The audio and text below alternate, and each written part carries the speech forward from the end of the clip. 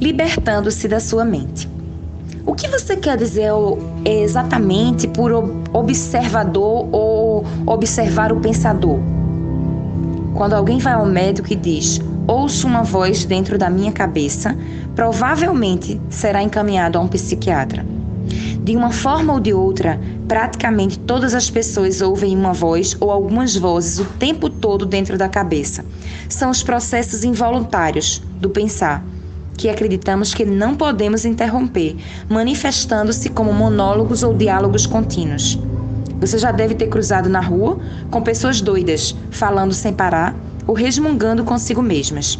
Isso não tem nada de diferente do que acontece com você e com outras pessoas normais, entre aspas, exceto que vocês não falam alto. A voz comenta, especula, julga, compara, desculpa, gosta, desgosta, etc. A voz não precisa ser relevante para a situação do momento, pois ela pode estar revivendo o passado, recente ou remoto, ou ensaiando e imaginando possibilidades de situações futuras. Nesse último caso, ela imagina sempre as coisas indo mal e com resultados desfavoráveis. É o que se chama de pré-ocupação. Às vezes, essa trilha sonora é acompanhada de imagens ou filmes mentais. Mesmo que tenha alguma relação com o momento, a voz será interpretada em termos do passado. Isso acontece porque a voz pertence à mente condicionada, que é o resultado de toda a história passada, bem como dos valores culturais coletivos que herdamos. Assim, vemos e julgamos o presente com os olhos do passado e construímos uma imagem totalmente distorcida. Não é raro que a voz se torne o pior inimigo de nós mesmos. Muitas pessoas vivem com um torturador em suas cabeças, que as ataca e pune sem parar, drenando completamente sua energia vital. Essa é a causa de muita angústia e infelicidade, assim como de doenças. A boa notícia é que podemos nos libertar de nossas mentes. Essa é a única libertação verdadeira. Dê o primeiro passo nesse exato momento. Comece a prestar atenção ao que a voz diz, principalmente a padrões repetitivos de pensamento, aquelas velhas trilhas sonoras que você escuta dentro de sua cabeça há anos. É isso que quero dizer com observar o pensador. É um outro modo de dizer o seguinte: ouça a voz dentro de sua cabeça, esteja lá, presente, como testemunha. Seja imparcial ao ouvir a voz. Não julgue nada, não julgue ou condene o que você ouve, porque fazer isso significaria que a mesma voz acabou de voltar pela porta dos fundos. Você logo perceberá: lá está a voz, e aqui estou eu, ouvindo-a e observando-a. Sentir a própria presença não é um pensamento, é algo que surge de um ponto além da mente. Assim, ouvir um pensamento significa que você está consciente, não só do pensamento, mas também de você mesmo, como uma testemunha daquele pensamento. Isso acontece porque uma nova dimensão de consciência acabou de surgir. Quando você ouve o pensamento, sente uma presença consciente, que é o seu eu interior mais profundo, por trás ou por debaixo do pensamento.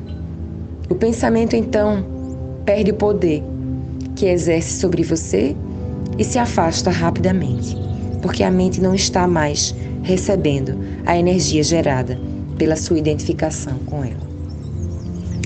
Esse é o começo do fim do pensamento involuntário e compulsivo. Quando um pensamento se afasta, percebemos uma interrupção no fluxo mental, um espaço de mente vazia. No início, esses espaços são curtos, talvez apenas alguns segundos, mas aos poucos se tornam mais longos. Quando esses espaços acontecem, sentimos uma certa serenidade e paz interior. Esse é o começo do estado natural de nos sentirmos em unidade com o ser, que normalmente é encoberto pela mente. Com a prática, a sensação de paz e serenidade vai se intensificar. Na verdade, essa intensidade não tem fim. Você também vai sentir brotar lá de dentro uma sutil emanação de alegria, que é a alegria do ser. Não se trata de um estado de transe, nada disso. Se o preço da paz fosse a perda da consciência e o preço da serenidade, uma falta de vitalidade e de vivacidade, então não valeria a pena. É exatamente o oposto. Nesse estado de conexão interior, ficamos muito mais alertas, estamos presentes por inteiro. Ao penetrarmos mais profundamente nessa área de mente vazia, como ela às vezes é chamada no Oriente, começamos a perceber o estado de pura consciência. Nesse estado, sentimos a nossa própria presença com tal intensidade e alegria que os pensamentos, as emoções, nosso corpo, o mundo exterior, tudo se torna insignificante comparado a ele. No entanto, não é um estado egoísta, e sim generoso. Ele nos transporta para um ponto além do que antes julgávamos ser o nosso eu interior. Essa presença é essencialmente você e, ao mesmo tempo, muito maior do que você. Em vez de observar o pensador, podemos também criar um espaço da mente, direcionando o foco da nossa atenção para o agora. Torne-se consciente do momento. Isso é profundamente gratificante de se fazer. Agindo assim, desviamos a consciência para longe da atividade da mente e criamos um espaço de mente vazia em que ficamos extremamente alertas e conscientes, mas sem pensar. Essa é a essência da meditação. Na vida diária, é possível pôr isso em prática, dando total atenção a qualquer atividade rotineira, normalmente considerada como apenas um meio para atingir um objetivo, de modo a transformá-la em um fim em si mesmo. Por isso, todas as vezes que você subir ou descer as escadas em casa ou no trabalho, preste muita atenção a cada passo, a cada movimento, até mesmo a sua respiração. Esteja totalmente presente. Ou, quando lavar as mãos, preste atenção a todas as sensações provocadas por essa atividade, como o som e o contato da água, o movimento de suas mãos, o cheiro do sabonete e assim por diante. Ou então, quando entrar em seu carro, pare por alguns segundos, depois para fechar a porta e observe o fluxo de sua respiração. Tome consciência de um silencioso, mas poderoso sentido de presença. Para medir, sem errar, o seu sucesso nessa prática, verifique o grau de paz dentro de você. Portanto, o passo mais importante na caminhada em direção à iluminação é aprendermos a nos dissociar de nossas mentes. Todas as vezes que criamos um espaço no fluxo do pensamento, a luz da nossa consciência fica mais forte. Um dia, você pode se surpreender, sorrindo para a voz dentro da sua cabeça, como sorriria para as travessuras de uma criança. Isso significa que você não está mais levando tão a sério o que vai pela mente, pois o seu eu interior não depende mais dela. Iluminação, elevando-se acima do pensamento. O pensamento não é indispensável para sobrevivermos neste mundo? Nossa mente é um instrumento, uma ferramenta. Está ali para ser usada em uma tarefa específica e depois ser deixada de lado. Sendo assim, eu poderia afirmar que 80 a 90% dos pensamentos não são só repetitivos e inúteis, mas por conta de uma natureza frequentemente negativa, são também nocivos. Observe sua mente e verificará como isso é verdade. Essa atitude causa uma perda significativa de energia vital. Esse tipo de pensamento compulsivo é, na verdade, um vício. O que caracteriza um vício? Sinceramente, não termos mais a opção de parar. O vício parece mais forte do que nós. Proporciona ainda uma falsa sensação de prazer. Um prazer que quase sempre se transforma em sofrimento. Por que temos de ser viciados em pensar? Porque estamos identificados com esse processo, já que a percepção do eu interior tem origem no conteúdo e na atividade de nossas mentes. A acreditamos que deixaríamos de existir se parássemos de pensar. No processo de crescimento, construímos uma imagem mental de nós mesmos, baseados em nosso cotidiano, pessoal e cultural. Podemos chamar isso de o fantasma pessoal do ego. Consiste em uma atividade mental e só pode ser mantido através do pensar constante. A palavra ego tem sentidos diferentes para pessoas diferentes, mas aqui significa um falso eu interior, criado por uma identificação inconsciente com a mente. Para o ego, o momento presente dificilmente existe, só o passado e o futuro são considerados importantes. Essa total inversão da verdade explica por que para o ego a mente não é totalmente funcional.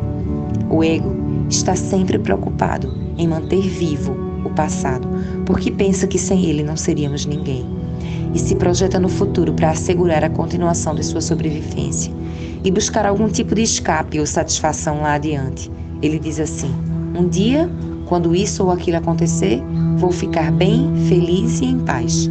Quando o ego parece estar preocupado com o presente, não é o presente que ele vê, porque constrói uma imagem completamente distorcida a partir do passado. Ou então, reduz o presente a um momento para obter o fim desejado. Um fim que consiste em um futuro projetado pela mente. Observe sua mente e verá que é assim que ela funciona.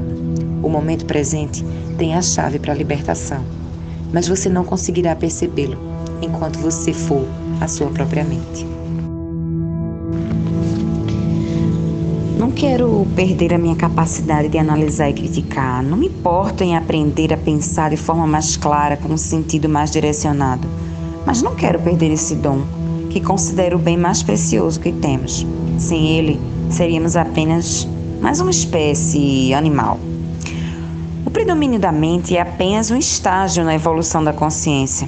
Precisamos urgentemente passar ao próximo estágio, senão seremos destruídos pela mente, que se transformou em um monstro. Falarei sobre isso em detalhes mais adiante. Pensamento e consciência não são sinônimos. O pensamento é um pequeno aspecto da consciência. O pensamento não consegue existir sem a consciência, mas a consciência não necessita do pensamento. A iluminação significa chegar a um nível acima do pensamento e não ficar abaixo dele, ao nível de um animal ou de uma planta. No estado iluminado, continuamos a usar nossas mentes quando necessário, mas de um modo mais focalizado e eficiente. Assim, utilizando nossas mentes com objetivos práticos, não ouvimos mais o diálogo interno involuntário e sentimos uma enorme serenidade interior. Quando usamos de fato nossas mentes e, em especial, quando necessitamos de uma solução criativa, há uma oscilação de segundos entre o pensamento e a serenidade, entre a mente e a mente vazia.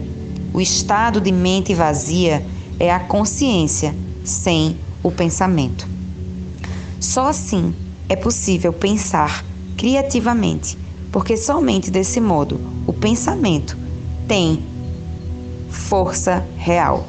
O pensamento sozinho, quando não mais conectado com a área da consciência, que é muito mais ampla, rapidamente se torna árido, doentio e destrutivo. Então vejamos, a mente é em essência uma máquina de sobrevivência. Ela executa muitas coisas boas, quando, por exemplo, ataca outras mentes e se defende delas, coleta, armazena e analisa uma informação. Mas ela não é nada criativa, gente. Todo artista verdadeiro, quer tenha ou não consciência disso, ele cria a partir de um lugar de mente vazia, que se origina de uma serenidade interior. A mente, então, dá forma ao impulso criativo, ou insight. Até mesmo os grandes cientistas têm relatado que as suas descobertas mais originais aconteceram em um momento de total serenidade mental. Uma pesquisa nacional realizada com alguns dos matemáticos mais preeminentes que já atuaram nos Estados Unidos, incluindo Einstein, para estudar seus métodos de trabalho, mostrou que o pensamento é apenas uma parte secundária da fase breve e decisiva do ato criativo em si. Logo, Eu poderia dizer que a maioria dos cientistas não é criativa. Não porque não sabe pensar, mas sim porque não sabe como parar de pensar. Não foi a mente nem o pensamento que criou o milagre da vida ou nossos corpos.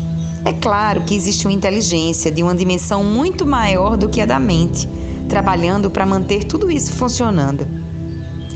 Como uma simples célula humana que mede 1 dividido por 1000 de 25,4 milímetros pode conter instruções dentro do DNA que encheria 1000 livros de 600 páginas cada um.